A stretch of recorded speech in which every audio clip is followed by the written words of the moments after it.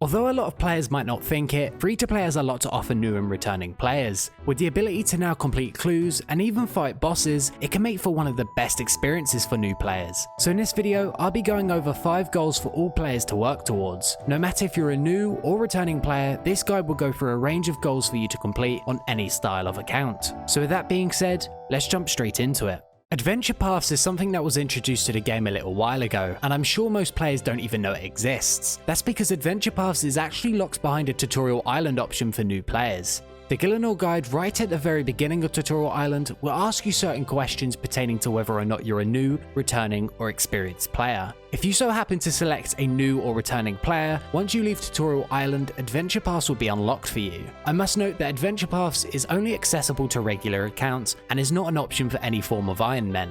Adventure Paths involves leveling up both combat and gatherer skills to certain levels. Once you reach these certain level brackets, you will be given rewards dependent on the task you have completed. For example, once you reach level 20 magic, you achieve the task Bringer of Chaos, which will then reward you with a free fire staff, 300 air, and mind runes. Adventure Paths is definitely worth taking a look at if you're a new or returning player looking to experience the game for the first time. Once you've completed Tutorial Island, the best thing you can now do on a new account is to go and complete the Stronghold of Security. Once you've completed the Stronghold of Security, you'll be rewarded with a free 10,000 coins and a pair of boots to your fancy. Although 10,000 coins sounds nice, the Stronghold of Security actually has other meanings behind it and is actually there to teach new and returning players how to secure their accounts.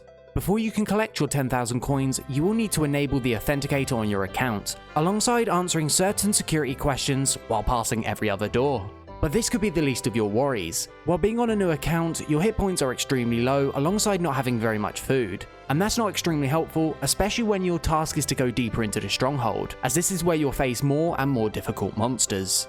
Questing in free-to-play is fairly straightforward, but definitely recommended when starting a new account. Most quests early on are required much later by higher tier members quests. Not only that, but they also offer some very good starting experience. Notable quests to complete early on would be Vampire Slayer. This quest will take you from 1 to 20 attacks straight away, alongside Dragon Slayer. Dragon Slayer will be one of the final free-to-play quests to complete, but is highly worth completing as early on into your account as you can. This is because it offers a tremendous amount of combat experience for new accounts, while also unlocking the ability to equip rune plate bodies and anti-dragon shields. Training magic early on can be rather expensive, but with the ability to safe spot monsters and hit as high as 8s at only level 13, it can be rather effective. But magic is not only useful in combat, magic can also allow you to teleport around the game with ease. I would highly suggest training your magic level up to at least level 55, this then enables you to be able to use the high alchemy spell, while also unlocking the vast majority of teleports around the world of RuneScape. A good way to jumpstart your magic training would be to complete 2 early quests. These would be Imp Catcher with the reward of 875 magic experience, and Witch's Potion, which will reward you with 325 magic experience. Both of these quests are extremely short and will help you obtain the requirements to complete Dragon Slayer.